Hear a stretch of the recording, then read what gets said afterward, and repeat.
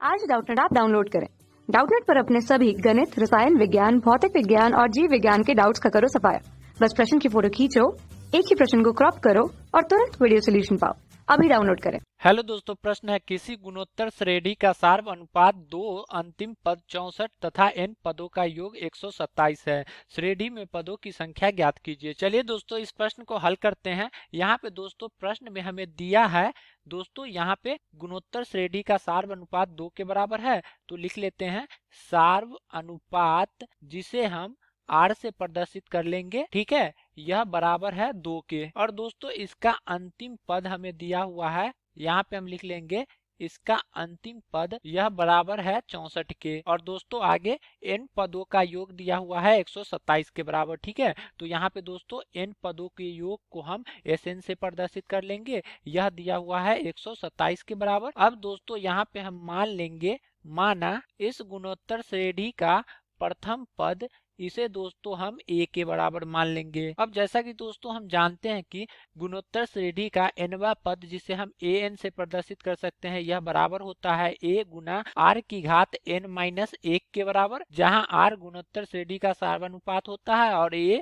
श्रेणी का पहला पद होता है। ठीक है, तो दोस्तों यदि हम इस श्रेणी में पदों की संख्या को n माने, तो देख सकते हैं दोस्तों जो हमें अंतिम पद दिया हुआ है यह बराबर होगा an के, और ये हमें दिया हुआ है 64 के बराबर। तो दोस्तों इसे हम लिख सकते हैं, यहाँ पे आ जाएगा a गुना r की घात n-1, यह बराबर होगा an का मान आ जाएगा 64 के बराबर। ठीक है, अब दोस्तों जैसा कि हम जानते हैं कि गुणोत्तर श्रेणी में n पदों का योग यह बराबर होता है a गुना r की घात n-1, और इसके बटा में आ जाता है r-1। तो यहाँ पे दोस्तों Sn का मान हमें 127 के बराबर दिया हुआ है, तो इसे लिख लेंगे 127 बराबर, यहाँ से आ जाएगा a गुना r की घात n-1, और बटा में भी आ जाएगा r-1।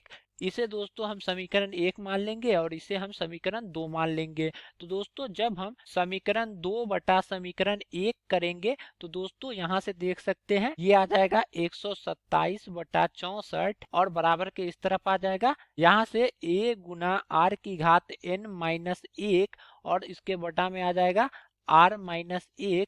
और दोस्तों समीकरण 1 से हमारे पास आ जाएगा गुना में a गुना r की घात n-1, तो देख सकते हैं a से a कट जाएगा, आगे इसे हम लिख सकते हैं, यहाँ से हमारे पास आ जाएगा r की घात n-1 बटा r-1 गुना, यहाँ से देख सकते हैं r की घात n-1 को क्या लिख सकते हैं, इसे हम लिख सकते हैं r की घात n, और r की घात -1 को जब हम ऊपर भेजेंगे तो ये आ जाएगा r के बराबर। ठीक है, और बराबर के इस तरफ हमारे पास आ जाएगा 127 बटा में आ जाएगा 64। जैसा कि दोस्तों देख सकते हैं r का मान है 2 के बराबर, तो यहाँ पे दोस्तों जब हम r के जगह पे 2 रखेंगे तो ये आ जाएगा 2 की घात n-1, और इसमें गुना हो जाएगा 2 का, बटा में हमारे पास आ जाएगा, जब r का मान 2 रखेंगे तो 2 - 1 1 के बराबर, और यहाँ से आ जाएगा 2 की घात n, यह बराबर होगा 127 बटा 64 के। आगे दोस्तों इसे हम लिख लेंगे, ये आ जाएगा 2 की घात n-1 बटा 2 की घात n, और बराबर के इस तरफ आ जाएगा 127 बटा,